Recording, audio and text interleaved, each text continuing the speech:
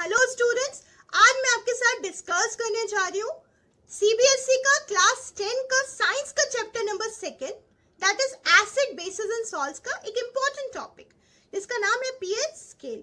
सो pH scale होता क्या है, चलिए देखते हैं।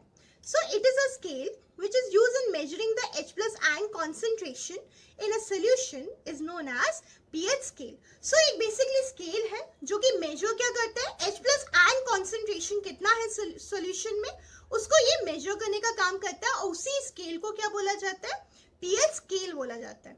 So pH में जो P का मतलब है वो उसका मतलब होता है potence, जो कि एक German term है, उसका मतलब क्या है, which means power। ठीक है। सो अगर मैं पीएच पूरा ये वर्ड अगर मैं बोलूं तो पीएच का पूरा मतलब क्या हो जाएगा, पावर ऑफ हाइड्रोजन। सो यहाँ पे मैं आपको मेंशन भी कर देती हूँ, पावर ऑफ हाइड्रोजन जो है वो पीएच का फुल मीनिंग है।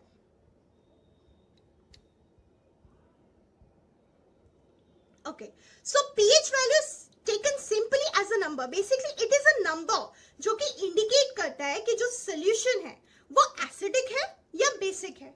अगर आपका जो सोल्यूशन है उसमें जो हाइड्रोनियम आयन है या हाइड्रोजन आयन जिसका कॉन्सेंट्रेशन अगर ज्यादा होगा, इसका मतलब आपका जो पीएच वैल्यू होगा वो उतना ही ज्यादा कम होगा और उतना ही आपका जो सोल्यूशन होगा वो एसिडिक होता जाएगा। सो आइए देखते हैं पीएच स्केल किस तरीके से दिखता है। सबसे पहले तो ये जानना बहुत जरूरी है कि पीएच स्केल में जो रेंज होती है वो कितनी होती है। सो वो 0 से लेके 14 तक जो है वो पीएच स्केल का रेंज होता है। तो यही बहुत इंपॉर्टेंट आपका क्वेश्चन है कि the value of pH scale ranges between 0 and 14। सो अगर पीएच वैल्यू जो है अगर वो 0 आता है, इसका मतलब क्या है, आपका जो सोल्यूशन है वो बहुत ज्यादा एसिडिक है। अगर जो पीएच स्केल में अगर सोल्यूशन का जो वैल्यू है, पीएच वैल्यू जो है अगर वो 14 आता है, इसका मतलब आपका जो सोल्यूशन है वो बहुत ज्यादा बेसिक है या फिर बहुत ज्यादा एल्कलाइन है। ठीक है, ये आपका आप देख सकते हो यहाँ पे वेरिएशन ऑफ पीएच है with the change in concentration of H plus and OH minus ions. So यहाँ पे आप देख सकते हो जैसे जैसे आपका hydrogen ion H plus ion concentration बढ़ रहा है, वैसे वैसे आपका जो सोल्यूशन है, इसका मतलब क्या है, वो एसिड जो उसका नेचर है वो बढ़ रहा है, मतलब आपका जो सोल्यूशन है उसका नेचर जो है वो एसिडिक जो है होता जा रहा है। इसके बाद अगर हम बात करते हैं, यहाँ पे जो बीच में है वो क्या है, न्यूट्रल है। और यहाँ पे जितने भी जो भी 7 से जितने भी ज्यादा होंगे, अगर उसमें हाइड्रोजन आयन या फिर H प्लस आयन जो है अगर वो कम होते जाएंगे, या फिर बोल सकते हैं OH minus ion, OH minus ion अगर उसका कॉन्सेंट्रेशन बढ़ता जाएगा, इसका मतलब जो सोल्यूशन है उसका जो नेचर है वो उतना ही उसमें बेसिक जो प्रॉपर्टी है, मतलब उसके जो बेसिक नेचर है वो बढ़ता जाएगा, इसका मतलब वो उतना ही बेसिक होता जाएगा। सो यहाँ पे 7 जो होता है वो न्यूट्रल होता है। यहाँ पे मैंने 7 जो ये पीएच स्केल का जो न्यूट्रल वैल्यू है वो होता है 7। ये भी एक इंपॉर्टेंट क्वेश्चन आ सकता है आपको एग्जाम में कि न्यूट्रल वैल्यू जो होती है पीएच स्केल की वो क्या होती है, वो होती है 7। So on a pH scale अगर आपका जो वैल्यू है पीएच स्केल का अगर 7 से कम है, इसका मतलब जो आपका जो सोल्यूशन है वो उतना ही एसिडिक होगा, और अगर आपका 7 से अगर ज्यादा होगा, इसका मतलब जो सोल्यूशन है वो आपका बेसिक है। ठीक है, इसके बाद हम बात करते हैं यहाँ पे पीएच स्केल का, एसिड बेस्ड जो पीएच स्केल है वो यहाँ पे मैंने यहाँ पे मेंशन किया है, यहाँ पे आप देख सकते हो। यहाँ पे जो पीएच स्केल गैस्ट्रिक जूस का होता है वो 1.2 रफली होता है, ये अप्रॉक्सीमेट वैल्यू है। और यहाँ पे लेमन जूस की बात करें तो लेमन जूस का जो पीएच होता है वो क्या होता है, 2.2 से 2.5 भी हो सकता है, ये सब अप्रॉक्सीमेट वैल्यूज है। इसके बाद अगर मैं वाटर की या फिर ब्लड की बात करूं तो उसका जो पीएच होता है वो होता है 7.4। मिल्क ऑफ मैग्नीशिया जो कि बेसिक होता है, बेस होता है, और उसका जो पीएच होता है वो 10 होता है। इसके बाद ये जो बहुत ही स्ट्रॉन्ग जो बेस है जिसका नाम है sodium hydroxide that is NaOH, उसका जो पीएच होता है वो होता है 14।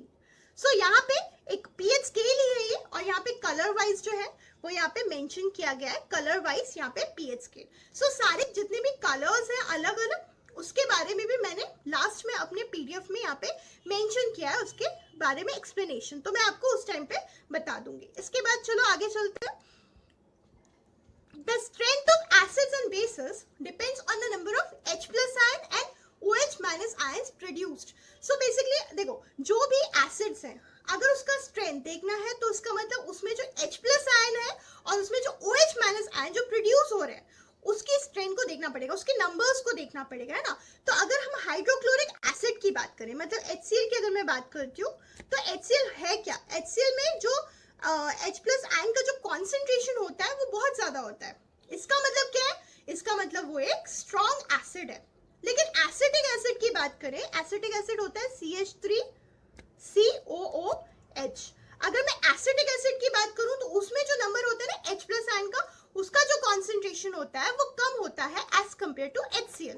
सो वो एक वीक एसिड है। सो इसका मतलब अगर दोनों का एक मोल का अगर देखें तो दोनों जो है वो different amount of hydrogen ion जो है वो प्रोड्यूस करते हैं। सो वो एसिड्स जो कि H प्लस आयन ज्यादा प्रोड्यूस कर रहे हैं उनको हम स्ट्रॉन्ग एसिड्स कहते हैं। जैसे कि मैंने यहाँ पे बोल ही दिया है कि HCl जो है वो एक स्ट्रॉन्ग एसिड में आता है।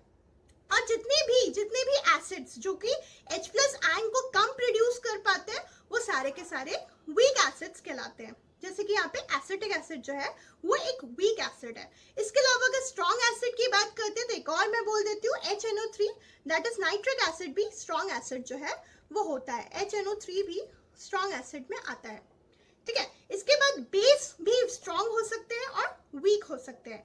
Number of OH minus ion के कॉन्सेंट्रेशन में डिपेंड करेगा कि बेस जो है वो स्ट्रॉन्ग है कि वो वीक है।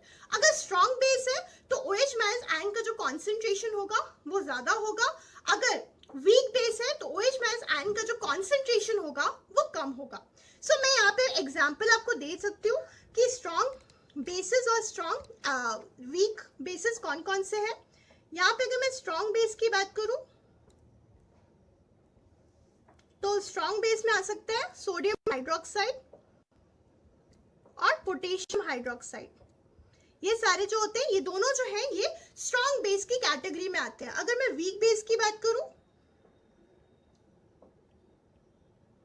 वीक बेस में होता है अमोनियम हाइड्रोक्साइड, ये जो है ये आपका वीक बेस होता है। तो ये सारी चीजें। इसके बाद बात करते हैं एक्स्ट्रा में मैंने एक इंफॉर्मेशन प्रोवाइड की है कि जो पीएच स्केल है जिसके बारे में हम इतनी देर से पढ़ रहे हैं, बट हमें ये पढ़ना बहुत जरूरी है कि इसको इन्वेंट किसने किया था। सो इसका जो कॉन्सेप्ट था पीएच का उसको सबसे पहले इंट्रोड्यूस किया था सोरेनसन ने, ठीक है। कार्लसबर्ग जो लेबोरेटरी 1909 में इन्होंने इंट्रोड्यूस किया था पीएच स्केल को। यहाँ पे मैंने इनकी पिक्चर भी मेंशन की है। इमेजेस से आप अपने माइंड में सबसे ज्यादा मतलब चीजें जो है वो ग्राफ कर सकते हो, इसलिए इमेजेस से आप अगर पढ़ते हो तो आपके दिमाग में बहुत जल्दी कॉन्सेप्ट्स जो है वो बैठ सकते हैं। इसीलिए मैंने यहाँ पे इनकी इमेज भी डाली है। देखिए, the pH scale was invented by the Danish chemist Sorensen to measure the acidity of beer in a brewery. So उन्होंने बियर के एसिडिटी को मेजर किया था और पीएच स्केल को उन्होंने इन्वेंट किया था। So pH scale है क्या? Basically it measures the concentration of hydrogen ions in solution. So the more the hydrogen ion, the stronger the acid. जितना ज्यादा हाइड्रोजन आयन उतना ज्यादा एसिड जो है उतना ही ज्यादा स्ट्रॉन्ग है। So ये मैंने ऑलरेडी आपको बता दिया है। इसके बाद pH जो है वो हमारी डेली लाइफ में कितना इंपॉर्टेंस रखता है इसके बारे में हम थोड़ा सा जान लेते हैं। चलिए, सबसे पहले अगर हम बात करें कि पीएच की सेंसिटिविटी हमारे एनिमल्स और ह्यूमन बींग्स में किसी होती है, तो देखते हैं हमारी जो बॉडी है उसका जो पीएच होता है वो 7 से लेके 7.8 तक लाई करता है। और लिविंग ऑर्गेनिजम्स जो है उनका जो पीएच है अगर वो बहुत ज्यादा वेरी कर जाएगा तो हम सरवाइव नहीं कर पाएंगे। सो हमारा जो पीएच है वो एक लेवल मेंटेन करना बहुत जरूरी है। 7 to 7.8 के अराउंड ही हमारी बॉडी का पीएच जो है वो होना चाहिए। इसके बाद अगर पीएच जो है वो रेन वाटर की अगर मैं बात करूं, अगर रेन वाटर का पीएच 5.6 से कम हो जाए, इसका मतलब जो रेन होगा वो क्या हो जाएगा, एसिड रेन होगा, ठीक है। और एसिड रेन जब रिवर्स में जाएगा तो वो हमारे रिवर वाटर को भी पीएच लोअर कर देगा। और इसके कारण क्या होगा, हमारे जो एक्वेटिक लाइफ है उसमें रिवर्स में उनका जो लाइफ होगा वो बहुत ज्यादा डिफिकल्ट हो जाएगा, क्योंकि पीएच जो है उस रिवर वाटर का कम हो जाएगा। और एसिड रेन हमारे स्किन के लिए भी काफी ज्यादा हार्मफुल होते हैं। सो एसिड रेन कैसे होते हैं ये मैं आपको नेक्स्ट क्लास में बताऊंगी। फिलहाल मैं आपको पीएच के बारे में भी कंटिन्यू कर रही हूँ। चलिए, इसके बाद हम बात करते हैं कि जो हमारा जो टूथ है, हमारा जो दांत है, उसका जो पीएच है वो भी मेंटेन होना चाहिए। क्योंकि हमारा जो टूथ है अगर उसका पीएच जो है अगर वो 5.5 से कम होने लगे तो हमारे दांत भी क्या हो जाएंगे, डीके होना स्टार्ट करेंगे, करना स्टार्ट करेंगे। ठीक है, जो टूथ इनेमल है जो कि कैल्शियम फॉस्फेट से बने होते हैं, और ये इंपॉर्टेंट टॉपिक है कि देखो इनेमल जो है ये which is the hardest substance in a body. अगर ये क्वेश्चन आपको कभी आता है तो इसका आंसर क्या होगा, tooth enamel. So tooth enamel made of calcium phosphate is the hardest substance in the body. It does not dissolve in water, तो ये वाटर में डिजोल्व नहीं होता और ये कोरोड हो सकता है, बट ये है ना जब पीएच होगा वो माउथ का अगर पीएच 5.5 से कम हो जाएगा उस कंडीशन में आपके जो टूथ इनेबल है वो क्या हो सकता है, कोरोड हो सकता है। ठीक है, और बैक्टीरिया जो हमारे माउथ में प्रेजेंट होते हैं वो एसिड्स प्रोड्यूस करते हैं, क्योंकि आप जो शुगर कंटेंट लेते हो या फिर आप जो फूड पार्टिकल्स जो खाते हो जो आपके दांतों में रिमेन्स रह जाते हैं फूड पार्टिकल्स के, उससे क्या होता है बैक्टीरिया उसको ब्रेक डाउन करना स्टार्ट करते हैं जिससे एसिड प्रोड्यूस होता है और वो हमारे दांतों के लिए काफी ज्यादा हार्मफुल होने लगता है। सो इससे बचाव का क्या तरीका है, इससे प्रिवेंट कैसे कर सकते हो, आप अपने जो माउथ है उसको क्लीन रखो, जब भी आप फूड खाओ उसके बाद अपने माउथ को क्लीन करो, आप टूथपेस्ट यूज करो जो कि यूजली क्या होते हैं, बेसिक होते हैं, अपने दांतों को क्लीन करो, और जो देखो बेसिक होते हैं टूथपेस्ट तो वो आपके दांत में जो एक्सेस जो एसिड्स होते हैं उसको क्या कर देंगे, न्यूट्रलाइज कर देंगे, और आपका जो टूथ डिके होगा उससे आप बच जाओगे, उससे आप प्रिवेंट कर। इसके बाद जो नेक्स्ट इंपॉर्टेंस है पीएच का हमारी डेली लाइफ में वो क्या है, that is self defence by animals and plants through chemical warfare. इसका मतलब जो आपके जो बीज होती है ना वो अगर आपको स्टिंग करती है, आपने कभी फील किया है कि आपको पेन और इरिटेशन फील होता है, क्यों होता है, उसका रीजन है। ठीक है, क्योंकि वो जो बी होती है जब वो आपको स्टिंग करती है तो आपके जो अंदर स्किन में आपके एक एसिड छोड़ती है जिसका नाम है क्या है, फॉर्मिक एसिड, या फिर जिसको आप बोल सकते हो मीथेनॉइक एसिड। ठीक है, मैं इसका फॉर्मूला केमिकल फॉर्मूला लिख देती हूँ मीथेनॉइक एसिड का। ठीक है, सो मीथेनॉइक एसिड जो है वो आपके स्किन में वो छोड़ती है जिसके कारण आपको क्या होता है, फील होता है पेन और इरिटेशन। सो ये सारी चीजें जो है वो क्या है, वो सेल्फ डिफेंस के लिए वो यूज करते हैं ना। और अगर आपको यहाँ पे पेन और इरिटेशन होता है तो आप क्या करते हो, आप एक बेकिंग सोडा जो कि माइल्ड बेस होते हैं तो बेस लगाते हो उस जगह पे। अगर आप बेस लगाओगे तो आपको वहां पे पेन और इरिटेशन जो है वो नहीं होगा, है ना। तो स्टिंगिंग हेयर ऑफ नेटलीज, अगर हम बात करें यहाँ पे, मैंने यहाँ पे एक छोटा सा इंसेक्ट के बारे में बात हुई है, लेकिन यहाँ पे अगर प्लांट के बारे में बात करें तो कुछ प्लांट्स ऐसे भी होते हैं जिनके जो हेयर होते हैं वो स्टिंगिंग होते हैं, कांटेदार होते हैं। ठीक है, और वो भी अगर आप उनको छुओगे तो आपको मीथेनॉइक एसिड जो है वो आपके स्किन में इंजेक्ट कर सकते हैं जिसके कारण आपको बर्निंग पेन जो है वो फील हो सकता है। ठीक है, इसके बाद एक और जो इंपॉर्टेंस होता है हमारे लाइफ में पीएच का वो क्या है, the salt normally is form by the combination of hydrochloric acid and sodium hydroxide solution, and इसी से हमें क्या मिलता है, कॉमन सॉल्ट मिलता है। ठीक है, अब यही जो रिएक्शन है इसको हम न्यूट्रलाइजेशन रिएक्शन भी कहते हैं। यहाँ पे मैं लिख देती हूँ आपको HCl प्लस NaOH, और ये हमें इससे क्या मिलता है, NaCl मिलता है जो कि हमारा कॉमन सॉल्ट है, और हमें क्या मिलता है, वाटर मिलता है। तो ये जो रिएक्शन है ना, इस रिएक्शन को ही बोला जाता है न्यूट्रलाइजेशन रिएक्शन, क्योंकि यहाँ पे ये एसिड है और ये बेस है, ये जो है ये बेस है, ये दोनों ही जब आपस में रिएक्ट करते हैं तो क्या बनाते हैं, सॉल्ट प्लस वाटर बनाते हैं, और इसी रिएक्शन को न्यूट्रलाइजेशन रिएक्शन कहा जाता है। तो बेसिकली इससे हमें कॉमन सॉल्ट भी मिल रहा है। सो ये सारी चीजें जो हैं वो हमारी लाइफ में इंपॉर्टेंस रखती हैं। तो पीएच का जो इंपॉर्टेंस है वो हमारी एवरीडे लाइफ में इस तरीके से हमारी लाइफ में शो होता है। इसके बाद एक्स्ट्रा बिट्स में मैंने एक इंफॉर्मेशन जो है एडिशनल इंफॉर्मेशन के लिए प्रोवाइड की है, that is the stomach of a human body produces hydrochloric acid that helps in the digestion of food, surprisingly it does not harm the stomach. ठीक है, आपके पेट में, आपके स्टमक में एक एसिड रिलीज होता है, do you know that is hydrochloric acid, that is HCl। ठीक है, ये HCl एसिड जो है वो हमारे फूड को डाइजेस्ट करने में हेल्प करता है, लेकिन अगर ये एसिड बहुत ज्यादा रिलीज हो जाए तब आपको क्या फील होता है, आपको एसिडिटी फील होता है, आपको पेन या फिर इरिटेशन होता है।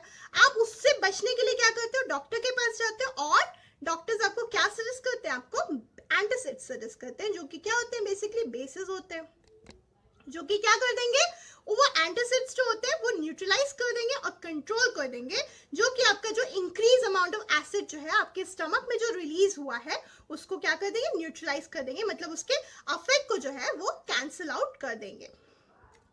सो ये एक इंटरेस्टिंग फैक्ट था। इसके बाद हम बात करते हैं सोल्यूशन एंड पीएच वैल्यू की। तो यहाँ पे आप देख सकते हो कि यहाँ पे अलग अलग जो है सोल्यूशंस है और उनका पीएच वैल्यू जो है यहाँ पे मैंने मेंशन किया हुआ है, आप एक बार इसको रीड आउट करना, ये आपके लिए काफी ज्यादा यूजफुल है। ठीक है, तो सबसे पहला क्या है, that is concentrated hydrochloric acid. अगर कॉन्सेंट्रेटेड है इसका मतलब उसका जो पीएच होगा वो कितना होगा, 0 होगा। अगर हम डाइल्यूट की बात करेंगे तो डाइल्यूट मतलब क्या है, डाइल्यूट मींस उसमें वाटर है। ठीक है, वाटर में वो थोड़ा सा सोल्यूबल है, तो वाटर उसमें अगर आएगा तो that becomes dilute. So dilute hydrochloric acid का जो पीएच होगा वो क्या हो जाएगा, दैट इज 1। ठीक है, 1.0 या 1। ठीक है, द सेम थिंग। इसके बाद गैस्ट्रिक जूसेस की बात करें तो गैस्ट्रिक जूसेस जो हमारे डायलिसिस जूसेस जो हमारे स्टमक में रिलीज होते हैं उसका पीएच अलग होता है, उसका होता है 1.4। इसके बाद हम बात करते हैं लेमन जूस की। लेमन जूस का जो पीएच है वो क्या है, वो अराउंड 2.2 से 2.5 होता है, जो मैं ऑलरेडी आपको बता चुकी हूँ, तो 2.5। देन विनेगर है, दैट इज 4। जो टोमेटो जूस होता है उसका जो पीएच होता है 4.1। देन कॉफी का पीएच होता है 5। सॉफ्ट ड्रिंक्स का पीएच है 6। मिल्क का पीएच कितना होता है, 6.5। देन प्योर वाटर की अगर बात करोगे जिसमें सॉल्ट्स वगैरह नहीं होंगे तो वो होगा 7। इसके बाद हम बात करते हैं सलाइवा की। जो हमारा सलाइवा है उसको अगर मील के पहले अगर मेजर करोगे उसका पीएच तो होगा 7.4। अगर हम मील के बाद आप उसको मेजर करोगे तो क्या हो जाएगा pH, that will become 5.8।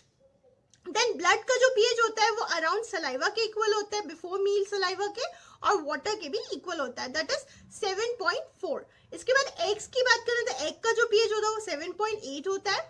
Toothpaste जो है जो कि बेसिक होते हैं उसका पीएच है 8।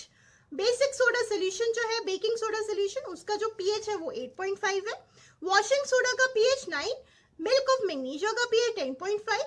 हाउस होल्ड अमोनिया का पीएच जो होता है वो 11.6। डाइल्यूट सोडियम हाइड्रोक्साइड की बात करें तो उसका जो पीएच होगा वो होगा 13। एंड अगर कॉन्सेंट्रेटेड की बात करेंगे तो उसका जो पीएच होगा वो 14 होगा। ठीक है, तो ये एक बार एक टेबल जो है ये मैंने आपको यहाँ पे मेंशन किया है, ये आप एक बार रीड आउट करना, आपके लिए इंपॉर्टेंट है। ठीक है, इसके बाद हम बात करते हैं कि पीएच के जो कलर्स, जो मैंने एक स्केल दिखाया था उसमें जो कलर्स थे वो क्या क्या शो करते हैं। सो यहाँ पे अगर बहुत ज्यादा डार्क रेड होगा अगर स्केल में तो दैट विल बी यहाँ पे 0 होगा ना, 0 वैल्यू जो होगी वो डार्क रेड को शो करेगा। 1 जो होगा वो रेड को, 2 जो होगा वो रेड को ही शो करेगा। यहाँ पे मैंने आपको ये टेबल जो है वो पूरी दे दी है और आप इसको प्लीज रीड आउट करना। सो आज के लिए इतना ही, that's all for today, thank you very much.